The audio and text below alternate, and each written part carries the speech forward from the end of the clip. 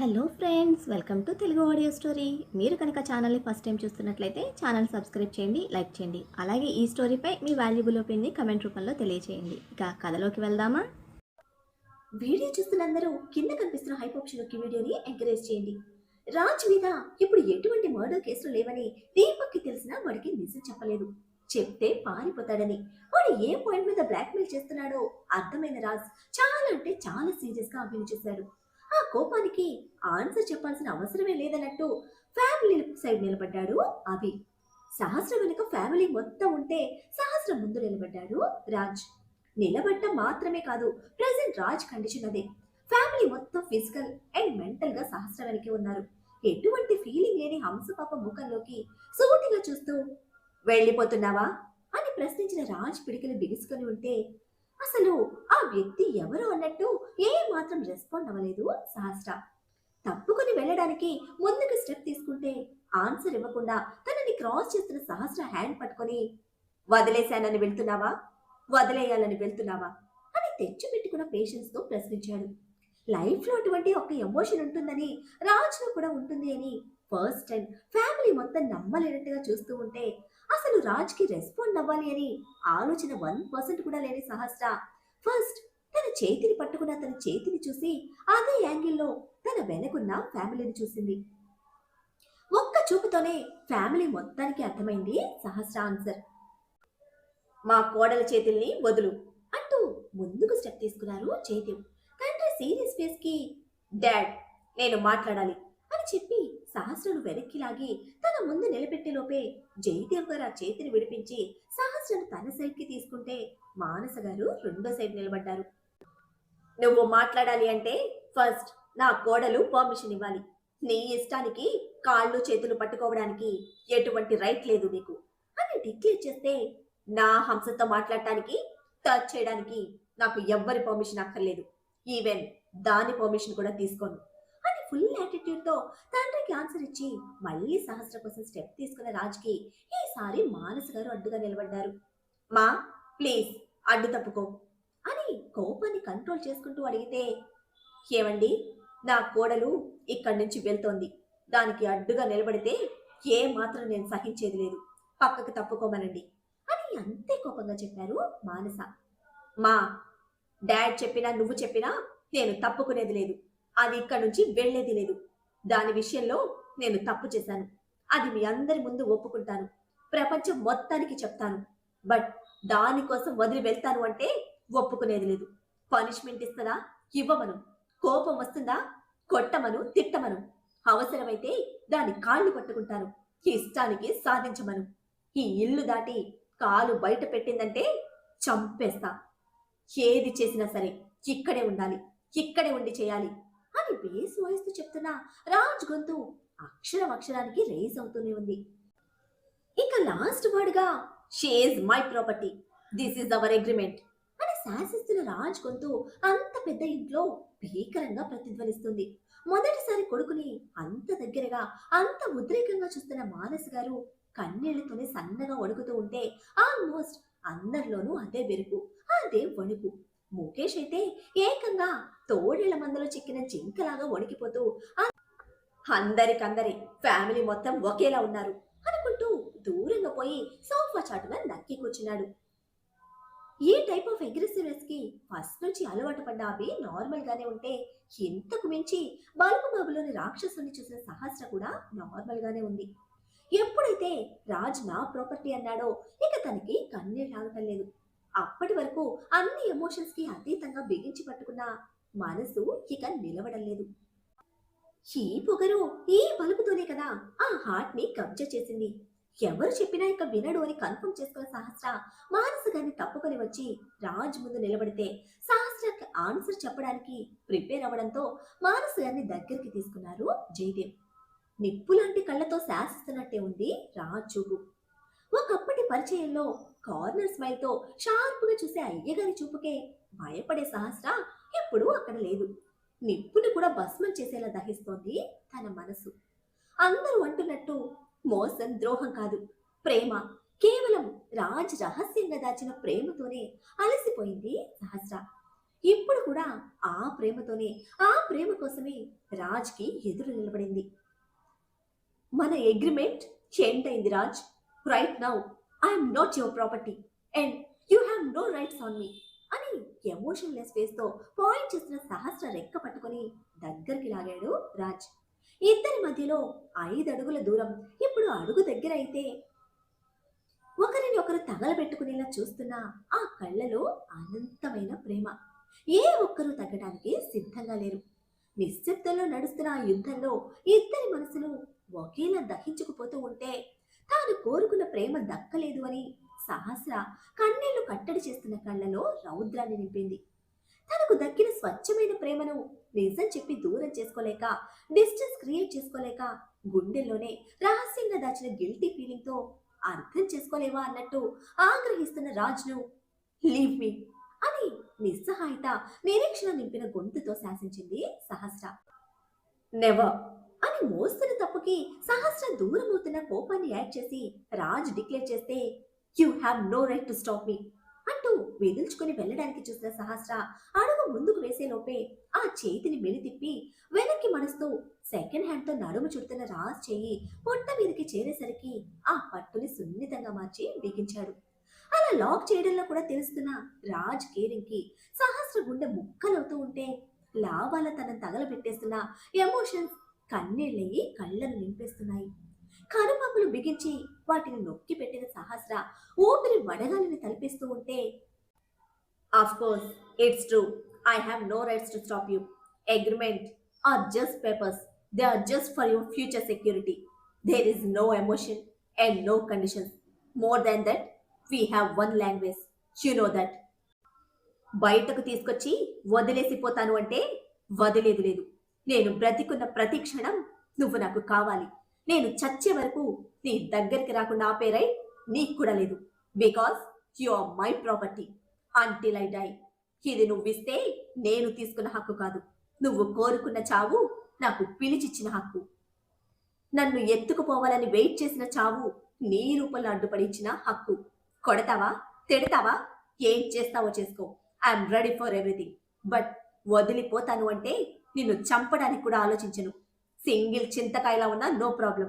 నీతో గడిపిన ఈ 3 నెలలు చచ్చే వరకు చాలు నాకు. ఏం చేసుకుంటావో చేసుకో, నాతోనే ఉండి చేసుకో. కాలు కదిపితే మాత్రం నాలో మరోసారి రాక్షసుని చూస్తావు అని గర్జిస్తున్న రాజ్ శాసనానికి అందరూ పోయేవారిపోయారు. మనిషిలో ప్రాణంగా నిలిచిన ప్రేమ వదిలేసిపోతూ ఉంటే ఆ ప్రేమను నిలుపుకోవడానికి చేస్తున్న ప్రయత్నం ఒక యుద్ధంలానే ఉంది. అది శత్రువుతో యుద్ధం కాదు, ప్రేమతో యుద్ధం. తన ప్రేమ కోసం ఎన్ని రోజులు నిరీక్షించి అలసిపోయిన ప్రేమతో చేస్తున్న నిస్సహాయ యుద్ధం. అడ్డుపడాలని ఏ ఒక్కరి ఆలోచనకు రావటం లేదు. అందరూ బొమ్మల్లా మారిపోయారు. చుట్టూ ఎవరున్నారు, ఎంతమంది ఉన్నారు, అసలు ఎక్కడున్నామన్నది పూర్తిగా మర్చిపోయారు ఆ ఇద్దరు ఆ క్షణం. ఆవేశానికి మించిన నిస్సహాయత, కోపానికి మించిన ఆవేదన. విడవలని ఉరుముతూ ఉంటే కట్టడి చేస్తున్న సహస్ర కన్నీళ్లు ఇక ఆగడం లేదు. వరదలా పొంగుతున్న కన్నీటిని కనురెప్పలతో బిగిస్తూనే కూడ తీసుకున్న గొంతుతో ఎందుకు అని అడిగింది సహస్ర. ఎందుకంటే ప్రేమిస్తున్నా నిన్ను అని ఆ ప్యాలెస్ మొత్తం ప్రతిధ్వనించేలా అరుస్తూ సహస్రను వదిలిన రాజ్ను అప్పుడు కళ్ళు తెరిచి చూసింది సహస్ర. కోర్టులో రాజ్ నోటి నుంచి మొదటిసారి ప్రేమిస్తున్నా అన్న మాట విన్నప్పుడు ఏ ఉద్వేగమైతే తన హృదయాన్ని తాకిందో అదే ఉద్వేగం ఇప్పుడు తనలో ఉప్పొంగుతుంటే దార కట్టిన కన్నీటితో రాజ్ని కనురెప్ప వేయకుండా చూస్తోంది. వినిపించలేదా? మళ్ళీ చెప్పనా? ప్రేమించాను నిన్ను. నీకన్నా ముందే నిన్ను ప్రేమించాను. నాకు తెలియకుండా, నా పర్మిషన్ లేకుండా నీ పిచ్చి నా తలకెక్కింది. వోడ్కా, విస్కీ, జిన్ను గిన్ను ఏది పని చేయలేదు దించుకోవడానికి. ఫస్ట్ నీ కలర్కి, ఫేస్కి అట్రాక్ట్ అయ్యాననుకున్నాను. నీ భయానికి ఛాన్స్ దొరుకుతుందేమోనని ఒక రాయి వేశాను. ఫ్యామిలీకి ఇంపార్టెన్స్ ఇచ్చి నన్ను ఫాలో అయ్యావు. నెక్స్ట్ డే మార్నింగ్ నీ కాళ్ళకి గాయాలు చూసి క్లోజ్ అవ్వాలనిపించింది. అందంగా ఉంటే పడిపోవడం న్యాచురల్. బట్ గాయాలతో ఉన్న నిన్ను ఎందుకు కిస్ చేశానో ఐ డోంట్ నో. నాకు నేనే పెద్ద క్వశ్చన్ మార్క్. నాకు నేనే సాడిస్ట్ లా కనిపించాను. అయినా నాకు నేను నచ్చాను. Because of you. నీ విషయంలో ఎలా ఉన్నా నాకు నేను నచ్చుతాను. ఎందుకంటే అది నిన్ను సాధించడానికి. అప్పటి వరకు నా పెళ్ళాం విషయంలో నాకున్న కన్‌ఫ్యూజన్ 10 టైమ్స్ పెంచావు నువ్వు. ఏం చేయమంటావు? నీకు మగాడి అలవాటు లేదని కన్ఫర్మ్ చేసుకోవడానికి, నా అవసరానికి పర్ఫెక్ట్ అనుకున్నాను. అవసరం వరకే ఆలోచించాను. నా స్వార్థానికే స్టిక్ అయ్యాను. నిన్ను ముగ్గులోకి దింపాలని లాక్ చేశాను. ఈ ప్రాసెస్‌లోనే నన్ను మించి, నా తిక్కకు మించి నాలోకెక్కేశావు. రాజ్ అనేవాడుంటే సహస్రనే వాడి ఐడెంటిటీ. ఇదే, ఇదే ఫిక్స్ అయ్యాను. లాస్ట్ మినిట్ వరకు అలానే ఉన్నాను. అలా నీకు ఎడిక్ట్ అయ్యేలా చేసేశావు. నేను నా పేరెంట్స్ గురించి, ఫ్రెండ్స్ గురించి, సొసైటీ గురించి ఏ రోజు భయపడలేదు. నా చావు దగ్గరికొస్తున్న ప్రతి క్షణం నీ గురించే భయపడ్డాను. నీ గురించే పిచ్చిగా పోయేది మైండ్. కంట్రోల్ చేయడానికి నానా యాతన పడేవాణ్ణి. అదంతా గొప్ప, నేను గొప్ప ప్రేమికుడని ఉపోద్ఘాతాలు ఇవ్వడం లేదు. నేనింతే, నా మైండ్ సెట్ ఇంతే. చేసింది తప్పైనా సరే లాస్ట్ వరకు దానికే కనెక్ట్ అయి ఉంటాను. నువ్వు మారిపోతావు, మర్చిపోతావు, నన్ను వదిలేస్తావని నీ క్యారెక్టర్ ఈజీగా తీసుకోలేదు. అయినా సరే ఒక నెగటివ్ కార్నర్ నీ మైండ్లో ఫిక్స్ చేయాలనుకున్నా. అందుకే లాస్ట్ డే అంత దారుణంగా నిన్ను ట్రీట్ చేశాను. నువ్వు ప్రెగ్నెంట్ అని తెలిసినా నా డెసిషన్ మారేది కాదు. జస్ట్ నా వైఫ్గా ఒక స్టాంప్ వేసుకొని నేను లేని ఇంట్లో నా పేరెంట్స్తో ఉండేదానివి. ఫిజికల్గా, మెంటల్గా నేనేంటో నీకు మొత్తం తెలుసు. ఒక్కరోజన్నా నీతో సరిగ్గా ఉన్నానా? మరెందుకు ప్రేమించావు? ప్రేమించమని నేను అడిగానప్పుడు ప్రేమించడం లేదని ఏడ్చి చచ్చావు. ఇప్పుడు ప్రేమిస్తున్నాను అంటే వదిలిపోతాను అంటున్నావు. ఈ మధ్యలో ఏం మారింది? ఎందుకు ఇలా చంపుతున్నావు అని నిప్పులు చెరుగుతున్నట్టు వస్తున్నాయి రాజు నుంచి ప్రశ్నలు.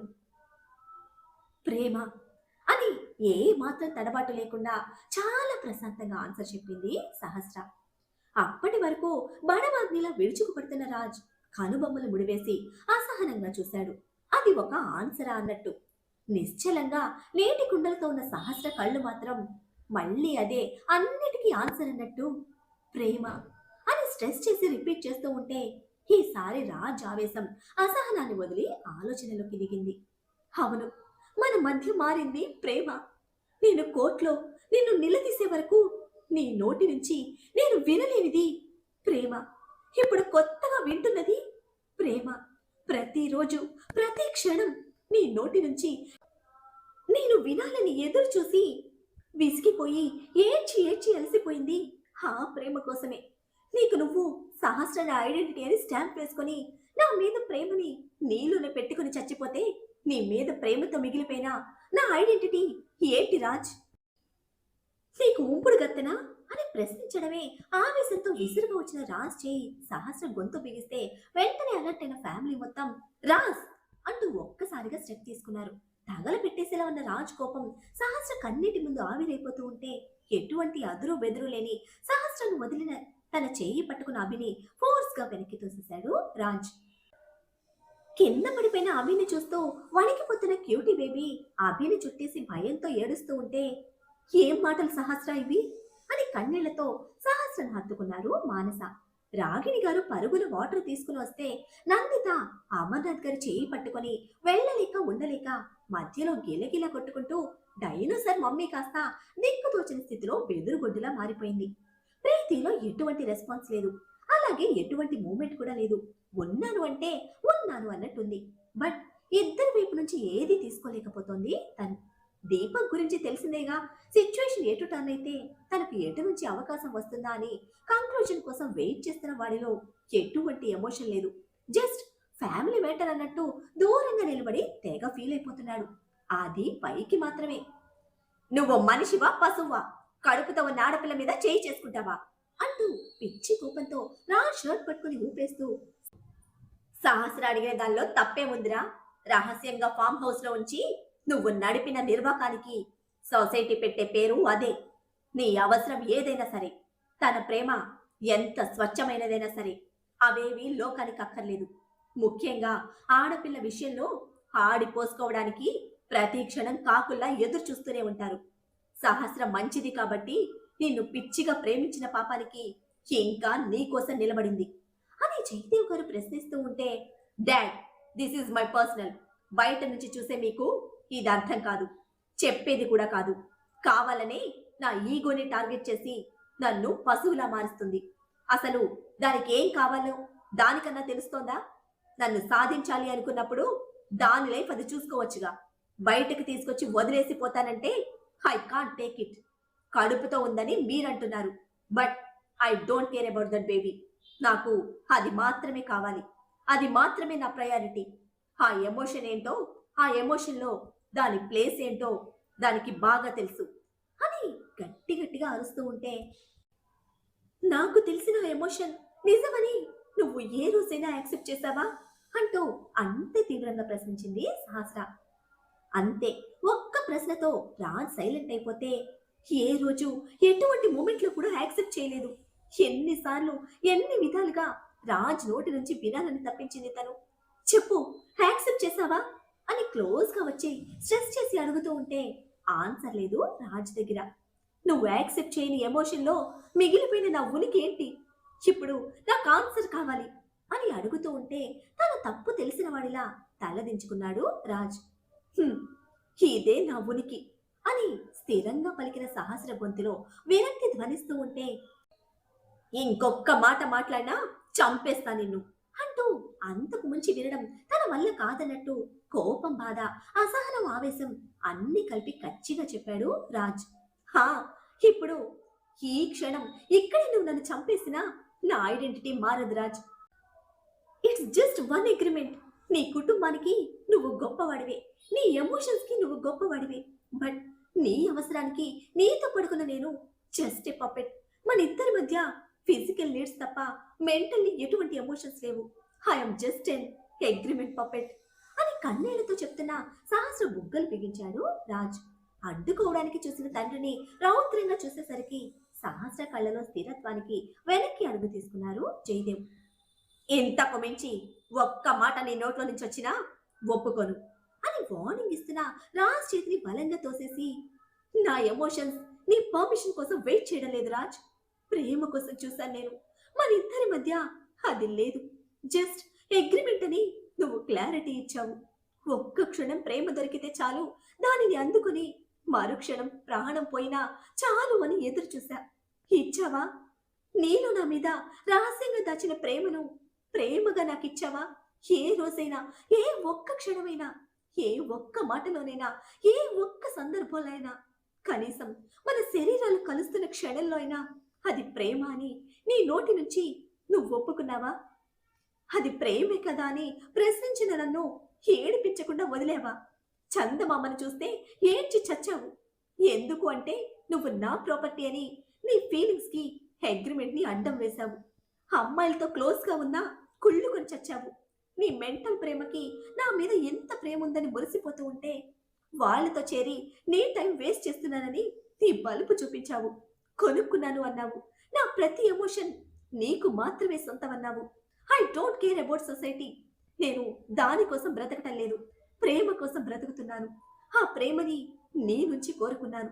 మన ఫస్ట్ ఇంటిమేషన్ డే గుర్తుందా నీకు అని కొట్టినట్టు అడుగుతున్న సహస్ర ప్రశ్నకు చూస్తూ నిలబడ్డాడు రాజ్. గుర్తుంటుంది, నీకు ప్రతిదీ గుర్తుంటుంది. I know. ఆ రోజు చెప్పాను, ఆఫ్టర్ దిస్ 3 months మన ఇద్దరి మధ్య సిచ్యువేషన్ ఎలా ఉన్నా నాతో దగ్గరగా ఉండి ఈ 3 months నీ ప్రతి ఎమోషన్, నీ ప్రతి ఫీలింగ్ నాకు జెన్యూన్ గా ఇవ్వమని, నా మీద ఉన్న ప్రతి ఫీలింగ్ నిజాయితీగా నాకు చూపించమని అడిగాను. అంతకు మించి నేను ఏది కోరుకోలేదు కదరా నీ నుంచి. చూపించావా నువ్వు? నువ్వు చస్తున్నావని భయంతో పరిగెత్తలేదు. నువ్వు చస్తే నీలోనే రహస్యంగా మిగిలిపోయినా నా మీద ప్రేమ సమాధైపోతుందని పరుగులు పెట్టాను. నువ్వు చచ్చాక కూడా నేను చచ్చే వరకు నీ జ్ఞాపకాలతో బ్రతకగలను. మరి నీలో నా మీదున్న ప్రేమ నాకెవరిస్తారు? ఎలా ఇస్తారు? అది ఎలా నాకు తెలుస్తుంది? అసలు నేను నీతో ఉన్న ఈ 3 నెలలు మన ఇద్దరి మధ్య ఉన్న బంధానికి అగ్రిమెంట్ అని కాకుండా వేరే పేరుందా? నేను పెట్టాలని చూసినా నువ్వు ఒప్పుకున్నావా? ఆ అగ్రిమెంట్ కోసమే నీ మాయలో పడిపోయాను. ఆ అగ్రిమెంట్ కోసమే నీతో పడుకున్నాను. ఆ అగ్రిమెంట్ కోసమే ప్రెగ్నెంట్ అయ్యాను. ఆ అగ్రిమెంట్ కోసమే నా కోసం స్పెండ్ చేసిన 3 నెలలు తిరిగి నీకు ముష్టి వేసిపోతున్నాను. ఈ 3 నెలల తర్వాత నువ్వు ఉంటావో ఊరెగుతావో ఉరిశిక్షకే పోతావో ఐ డోంట్ కేర్. నేను నీ నుంచి తీసుకున్నది నీకు తిరిగి ఇచ్చేశాను. నీ ప్రతి ఎమోషన్ తిరిగి ఇచ్చేశాను. ఎంజాయ్ యువర్ సెల్ఫ్ అనేసి సహస్ర బయటకు వెళ్ళిపోతే కదలిక లేదు రాజ్లో. మరి సహస్ర ఇస్తున్న ఈ మెంటల్ డోస్ మన మెంటల్ మోనార్క్ ని ఏమైనా మారుస్తుందా? సహస్ర ముఖేష్ తో వెళ్ళిపోతుందా? రాజ్ వెళ్ళనిస్తాడా? వీళ్ళ మధ్య ఎడబాటు ఎలా దూరం అవుతుంది? ఆ రోజు అగ్రిమెంట్ అంటూ బలవంతంగా కట్టిపడేసిన రాజ్ ఇప్పుడు ప్రేమ అంటూ తన మనసుని సహస్ర కాళ్ళ కింద పరిచి తన అడుగుని అతని హృదయ సామ్రాజ్యంపై వేయించి తన మనసుకి మహారాణిగా పట్టాభిషేకం చేస్తాడా? ఏం జరుగుతుందో తెలియాలంటే నెక్స్ట్ ఎపిసోడ్ ని ఫాలో చేయండి. అలానే ఈ ఎపిసోడ్ ని లైక్ చేయడం మాత్రం మర్చిపోకండి. Bye friends.